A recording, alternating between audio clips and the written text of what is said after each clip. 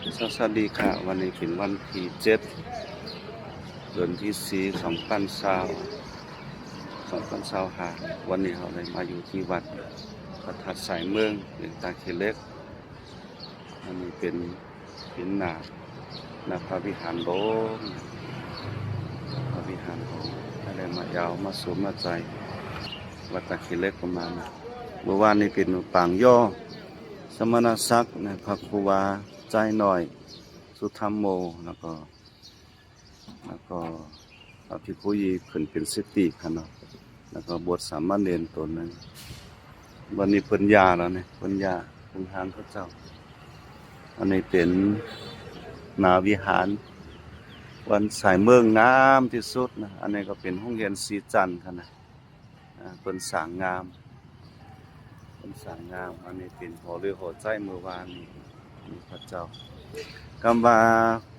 วัดพระธาตุสายเมืองนี่มีชื่อนะมีชื่อภาษามารเพราะว่านาการนากล้องจองใต้นาการนากล้องจองใต้ว่าชื่อว่านาคสองโตนาคสองโตจากนาคอันนี้นะ นาการนี่แบบเป็นนาคเนาะฮัลโหลนาการนาคสองโตนะแต่ประตูที่นี่เพิ่นได้เอาขึ้นแล้วเนาะเป็นภาพไปเสียๆซึ่งว่าพื้นไปก็ดีเนาะเป็นนาคอันนี้ชื่อว่านาการนากล้องจองใต้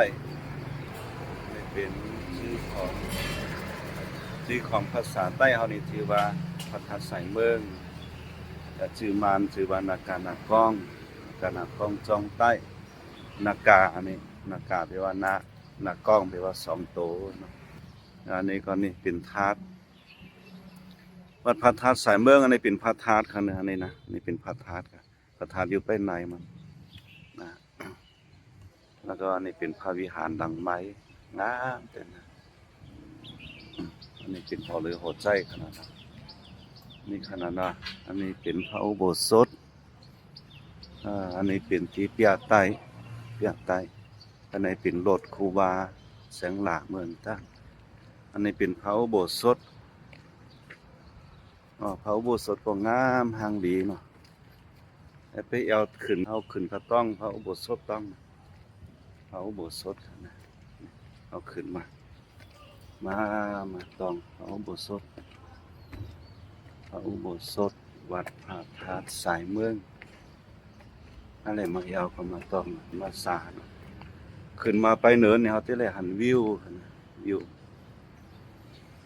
อันนี้เป็นพระธาตุค่ะไปในนี่เป็นพระธาตุค่ะนะแล้วก็เป็นเฮศรากรมจึงว่าพระธาตุสายเมืองนี่มาจากวัดแห่งนี้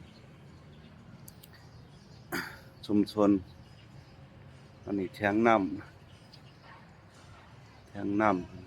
เป็นพระอุโบสถอันเป็นไม้ต้องงาม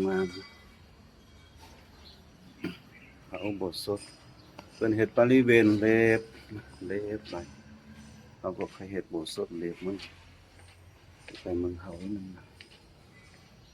ถ้าเห็ดอะไรก็ดีครูบาเพิ่นที่ป่าน้ำมีน้